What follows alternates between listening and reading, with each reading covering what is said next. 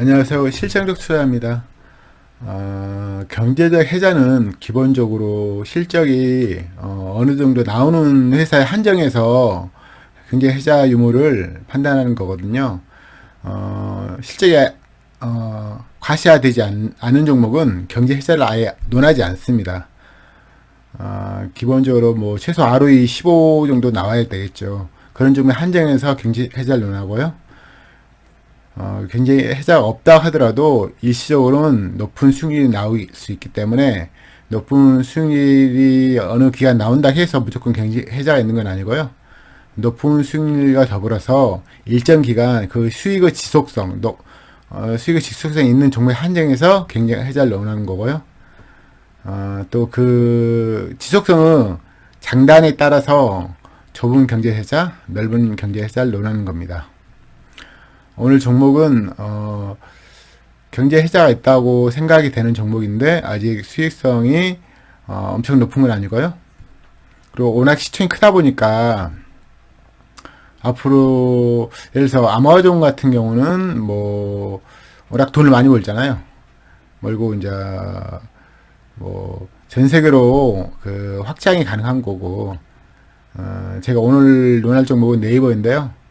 네이버 종목 같은 경우는 물론 우리나라에서는 1위 기업이고 일본에서도 꽤 영향력이 있지만 거기에 대한 평가 자체를 하기에는 너무 시총이 크기 때문에 가능할지 모르겠지만 아무튼 경쟁 해전이 있어 보이고요. 네트워크 효과로 돈을 버는 회사인데 아무튼 준특급 종목으로서는 뭐 충분하기에 오늘 논하고자 합니다. 자세한 이야기는 화면 보면서 이야기 나누도록 하겠습니다. 오늘 볼 기업은 네이버입니다. 정성적 분석을 좀 하고 그 다음에 재무제표 이야기도 하고 그러도록 하겠습니다. 네이버는 국내 1위 인터넷 검색 포털 네이버를 기반으로 광고, 커머스 사업을 통해 매출 창출하고 있습니다.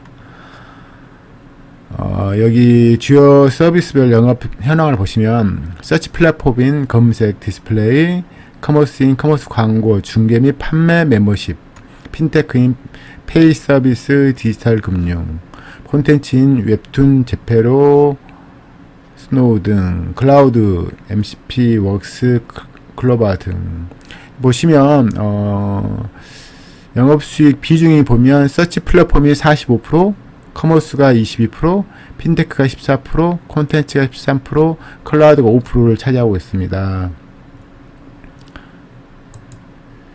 보시면 뭐 이 종목은 당연히 뭐 대부분 아시는 종목이고 제가 소비자이니까요. 저희가 소비자인 업종을 투자하는 게 되게 좋죠. 되게 유리한 입장에 서게 되는데요. 서치 플랫폼 보시면 검색과 디스플레이 광고로 구성되어 있습니다. 검색은 이용자의 정보 탐색 수요를 네이버를 통해 연결시켜 비즈니스 활동을 촉진시키는 사업으로 지속적인 상품 개선과 카테고리 확대, AI 기술을 활용한 검색 고도화를 통해 지속적으로 성장하고 있습니다. 디스플레이는 광고에 제공하는 상업적 메시지를 사용자에게 노출시켜주는 상품을 제공하는 사업으로 디스플레이 플랫폼 고도화, 성과형 광고 상품 등 다양한 신규 상품 출시를 통해 광고 효과를 제고하는 등의 노력을 펼치고 있습니다. 커머스는 커머스 광고, 쇼핑 관련 검색과 디스플레이 광고, 중개 및 판매, 멤버십 매출로 구성되어 있습니다. 핀테크는 크게 네이버페이와 디지털 금융 서비스로 구성되어 있습니다. 결제 사업은 내부 커머스 성장과 외부 가맹점 확대로 빠르게 성장 중이며 오프라인 포인트, QR 결제, 후불 결제 서비스를 출시하여 포인트 생태계를 확장하고 이용자 편의를 확대하고 있으며 빠른 정산 서비스, 스마트 스토어, 스마트 플레이스 판매자 대출 출시를 통해 SME를 위한 핀테크를 본격적으로 제공하기 시작하였습니다. 콘텐츠 있고요, 클라우드 있고요. 아까 보신 이제 매출은 이제 서치 플랫폼이 가장 크게 비중을 차지하고 있고요. 그다음에 커머스, 핀테크, 콘텐츠, 클라우드가 있고요. 이 종목은 너무 잘 아는 종목이라서 저희가 근데 이제 재무적으로 정성적으로 잘한다고 해서 무조건 투자할 건 아니잖아요. 수익성이 좋아야 되니까 결국 기업은 수익성을 따지는 거예요.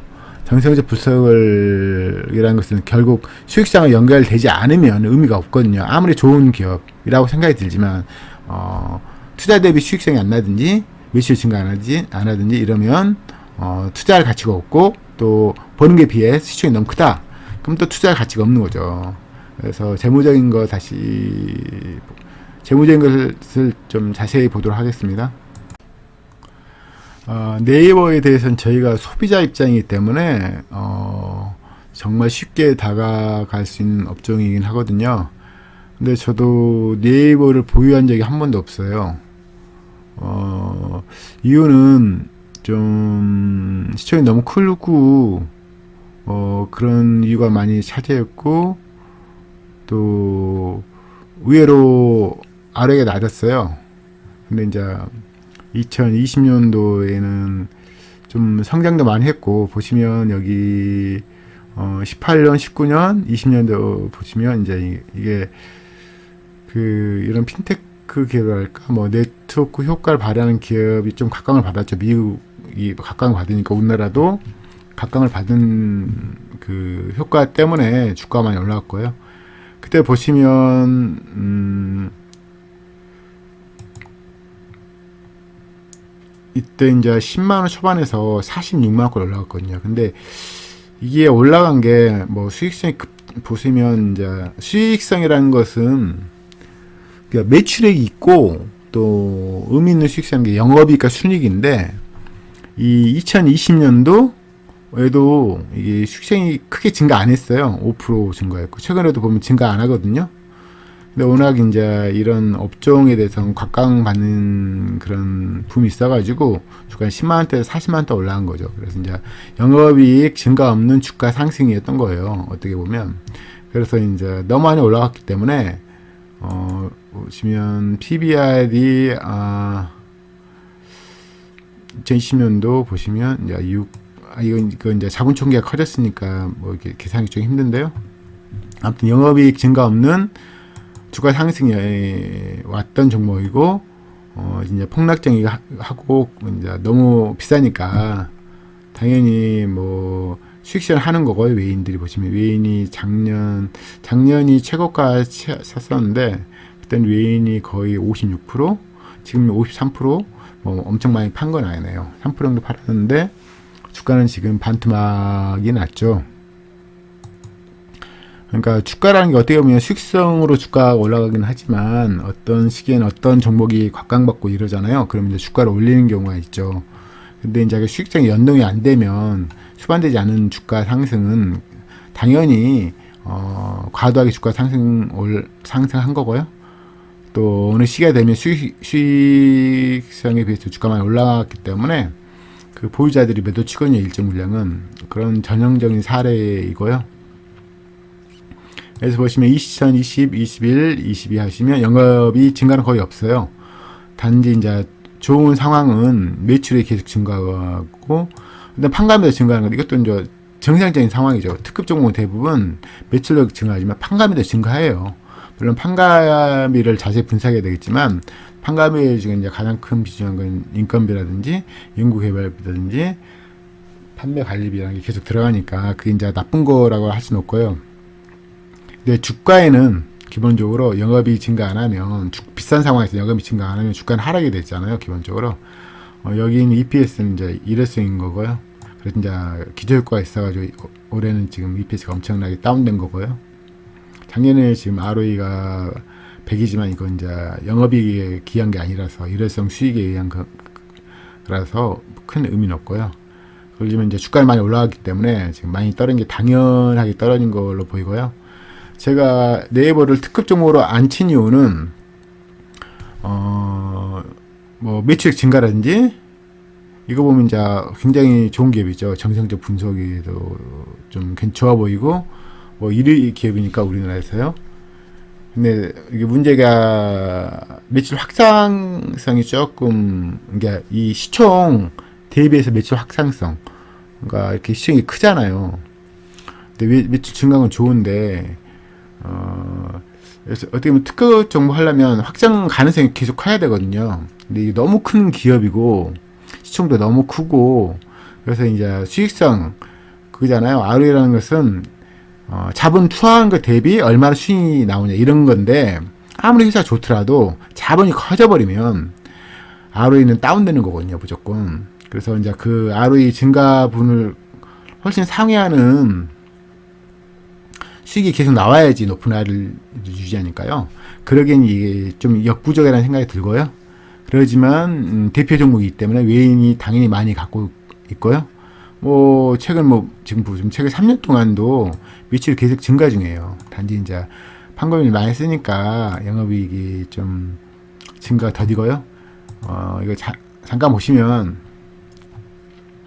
이제 판관비도 여러 가지 있잖아요. 인건비도 있고 뭐 연구개발도 있고 여러 가지 있는데, 보시면 이제 인건비를 보시면 되게 증가폭이 커요. 이게 보니까 이게 9천억, 1조 1천억, 1조 5천억, 굉장히 증가폭이 크단 말이죠.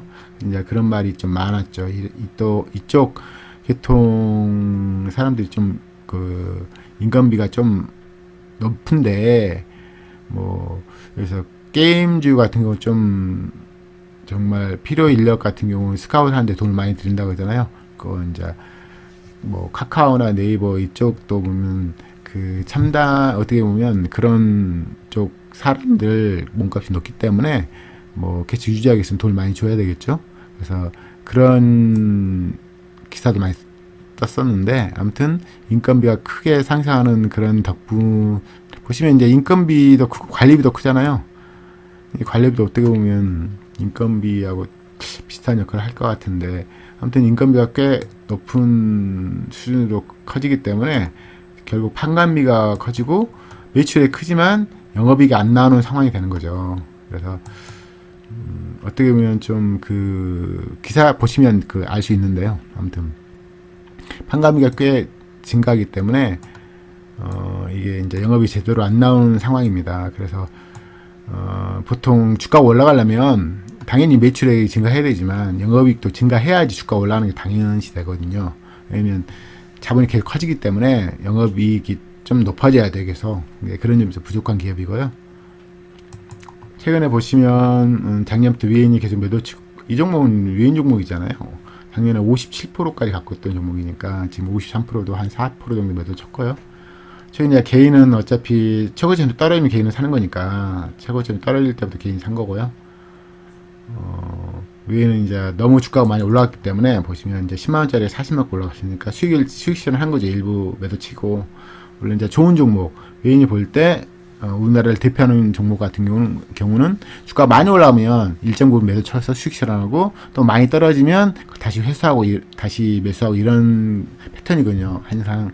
물론 이제 이 기업의 정상적 분석에서 좀 경제 해자라든지 이런 게 문제가 생긴다 그러면 이제 많이 매도 치겠지만, 그러지 않으면 항상 일정하게 지분을 갖고 있어요. 그래서 이제 너무 올라가면 일정 부분 매도 치고, 또 이제 주가 많이 싸지면 또 지분을 높이고, 이런 게 항상 반복되는 패턴이라서, 아무튼 이 종목은 정석적 분석으로 봐서는 특급이 맞는데요. 수익성이 어떻게 보면 수익성이 더 중요할 수 있죠. 왜냐면 정석적 분석한 이유가 수익성을 판단하기 위한 거죠. 그러니까 과거하고 현재 수익성은 재무지표로 충분히 알 수 있는데, 미래 수익성을 보려면 정석적 분석을 해야 되는데, 이 회사는 좋지만 그러기엔 시총도 적지 않고요. 38조니까 적지 않죠. 뭐 작년에는 보시면 시총이 거의 70조까지 갔으니까요. 70조까지 간다. 그러면 뭐 영업이익이 최소 7조 이상 나와야 되잖아요. 근데 이 종목은 영업이 거의 나와봤자 1조, 2조 나오는 회사예요. 보통 일반 기업 같은 거 1조, 2조 안 나오면 보통 시총이 10조 아래여야 돼요. 보통. 왜냐면 영업이익에서 좀 세금 빼고 이러면 1조가 안 나오니까요. 이 기업은 좀 높이 쳐준 거고요. 또 이제 이 종목 좀 좋은 점이 영업이익이 높은데 지금 생각만큼 안 높은 거예요. 워낙 돈이 많이 들어가는 거 확장을 계속 하고 있기 때문에요. 영업이익률이 지금 15% 이상 항상 나오는 기업으로서 특급 종목으로는 부족하지만 준특급 종목으로는 가능성이 있고, 매출 증가하고 영업이익이 계속 높은 상황이기 때문에 판관비 증가도 어느 순간에는 판관비를 계속 증가하는 게 아니니까 어느 순간에는 영업이익률도 높아지고 영업이익도 커지겠죠. 그래서 준특급 종목으로 손색은 없어 보이고요. 단지 이렇게 시총 큰 종목은 뭐 이게 정말 제대로 뭐 누가 산 사람이 있어야 주가가 올라가는 거거든요. 그래서 저도 매수 못했고 그랬는데 뭐 그래서 다음에는 매수할 수도 있겠죠. 제가 최근에 이제 시총 큰 걸 좀 매수하기 시작하지만 좀 몇십조 이런 종목을 사본 적이 한 번도 없었어요. 기본적인 이제 생각이 뭐 기업 가치만큼 주가가 올라가는 게 정상이지만 시점점 적을수록 기업 가치를 훨씬 상회하는 주가 상승이 있는 경우가 꽤 많거든요. 그래서 이제 그것이 좀 머리 박혀서 제가 이제 시총 큰 것을 매수를 안 하는데요. 어떤 거 타당하지만 그지만 이제 이렇게 시총 크더라도 이렇게 매출 계속 증가하고 싼 종목 같은 경우 보시면 이때 보시면 최근에 지금 몇 년 동안 1점대가 한 번도 없었어요. 근데 최근에 1점대를 유지하는 이유가 이렇게 매출이 엄청 매출한다. 그 자본이 엄청 커지기 때문에, 다르죠. 예전에는 자본이 적었기 때문에 영업이익이 나오더라도 의미 있었는데 지금 자본이 엄청 커진 상황에서 영업이익이 크게 안 변하고 옛날 영업이익이 나오기 때문에, 옛날만큼 PBR 2.0 위가 엄청 싼 가격은 아닌 거죠. 그래서 1점대를 유지하고 있는 것 같고요. 좀 어려운 이야기인데 나중에 이제 자주 보시면 뭐 충분히 이해되실 겁니다. 수익성이 높을수록 PBR이 높은 가격을 유지하는 게 당연한 거예요. 수익성이 좀 낮아지면 수익이 낮아졌잖아요. 지금 영업이익은 크게 안 변했는데 자본이 커졌으니까 수익이 낮아진 게 맞거든요. 그래서 그런 기업 같은 경우 이제 낮은 PBR을 많이 보이죠. 그런 이야기 말씀드린 거고요. 아무튼 지금은 최근에 보시면 다시 외인이 사는 것 같지만 보시면 개인이 주로 2년 동안 샀고요. 기간은 2년 동안 팔았고 뭐 외인도 작년부터 계속 팔다가 최근에 지금 좀 사는 경향이 있죠. 많이 싸졌기 때문에 1점대면 싼 거죠. 제가 이제 에코마케팅 예전에 보면 1점대 초반 중반 할 때 샀으면 꽤 수익 높았을 텐데 이제 그건 이제 좀 그때는 1000억대고 시총이 지금 이제 시총이 지금 38조이기 때문에 쉽지 않은 거예요. 똑같은 재무지표라면 시총이 적은 게 훨씬 유리한 건 맞아요. 올리기도 쉽고 시총이 적은 종목일수록 나중에 이제 확장 가능성이 더 있다는 거 아니에요. 근데 시총이 커버리면 이제 확장 가능성이 제한되니까 쉽지 않은 거죠. 아무튼 최근에 5분기 봐도 계속 매출 증가 중이라서 상태는 좋고요. 괜찮고요. 단지 이제 영업이 증가를 거의 안 하기 때문에 한 자리 그렇게 증가 안 하기 때문에 주가가 최근에 이제 많이 떨어졌고 최근에 이제 외인도 매도하는 상황은 아닌 것 같아요. 그렇죠? 그래서 뭐 사볼만 가치가 있을 수도 있고 이건 이제 그냥 재무지표로 보면 지금 이게 재무지표로 분석하기 좀 힘들어요. 왜냐면 여기 보시면 ROE가 3 나오잖아요. 물론 이게 일회성이니까 뭐 그게 좀 보통 10 작년 거 빼고 ROE 10에서 15 정도밖에 안 나왔어요. 이 종목이. 그렇기 때문에 뭐 제가 일반적인 기준으로 따지면 ROE 2.0 위에 산다는 건 어리석죠. 뭐 그 LG 생활건강 같은 경우도 LG 생활건강도 잠깐 보시면 몇 년 동안 최근 이제 물론 이제 최근 수익성이 많이 떨어지지만 ROE 20짜리 종목이에요. 20 정도 나왔던 종목이죠. 근데 이제 PBR 4에서 한 PBR 8 정도 유지했거든요. 그러면 보통 퍼가 최소 20에서 40을 유지한다는 거죠. 그래서 싸지 않았던 거예요. 근데 이제 그런 종목은 뭐 수익성이 계속 유지되는 한 높은 PBR을 유지하지만 수익성이 조금만 떨어지면 주가가 이렇게 떨어진 거죠. 170만 3분의 1 토막 나는 거잖아요. 그래서 높은 ROE를 유지하는 한 높은 가격을 유지하긴 해요. 근데 조금만 삐끗하면 그냥 반의 반토막도 나는 게 이제 주식판이니까요. 그걸 항상 명심했으면 좋겠고요. 아무튼 네이버는 저희가 뭐 워낙 소비자이기도 하거든요. 제가 이제 저도 네이버 페이를 꽤 많이 이용하거든요. 이제 포인트도 주고 그랬기 때문에 상대적으로 네이버를 많이 사용하게 되더라고요. 보니까. 아무튼 뭐 저나라 대표 기업이기도 하거든요. 뭐 대체 가능성이 좀 없죠. 그래서 나중에 너무 싸다고 생각이 들 경우에 매수할 수도 있다고 생각이 듭니다. 보시면 이게 지금 ROE 작년하고 올해 ROE 차가 엄청 큰데 보시면 작년 같은 경우는 영업이익 같은 경우는 거의 비슷해요. 지금 몇 년 동안 크게 차이 없어요. 이렇게 보시면 작년보다 2% 증가했는데 1조에서 1조 한 3천억 나오는 거거든요. 근데 이제 세전이익이 보면 좀 더 큰데 그 같은 이제 비영업이익 좀 들어온 거겠죠. 아니면 관계기업 지분이익이 좀 들어온 거고요. 근데 이제 작년 같은 경우는 이제 중단영업이익에서 이게 일회성으로 단기 수익이 많이 잡혔기 때문에 ROE 높았던 거고요. 아마 올해도 한 6천억, 7천억 뭐 나오겠죠. 그러면 6천억, 7천억 따지면 보면 딱 봐도 퍼가 20이 넘잖아요. 그래서 싼 거라고 말 못하겠습니다. 좋은 기업은 맞는데요. 그래서 저희들은 좀 10만원대로 떨어지면 그때 매수를 고려해야 될 것 같습니다. 아무튼 제가 이제 이렇게 대형주는 잘 안 보는데 제가 아까 말했듯이 대형주 이제 기업 가치를 훨씬 상하이하는 주가 상승이 있는 경우가 좀 드물기 때문에 그중에 이제 또 매출이 폭발하면 달라지는 상황이 벌어지긴 하죠. 아무튼 제가 워낙 네이버 소비자이면서도 종목을 분석을 많이 안 했어요. 워낙 저하고 무관한 종목 같기도 하거든요. 보시면 외인 종목이에요. 지금 외인이 53%인데 자사주가 8%고 국민연금이 8%. 그렇죠. 그래서 우리나라 종목이라 하기에는 좀 그런 외인 종목이 맞습니다. 예, 아무튼 오늘 수고하셨고요. 다음에 또 다른 종목으로 찾아뵙도록 하겠습니다. 감사합니다.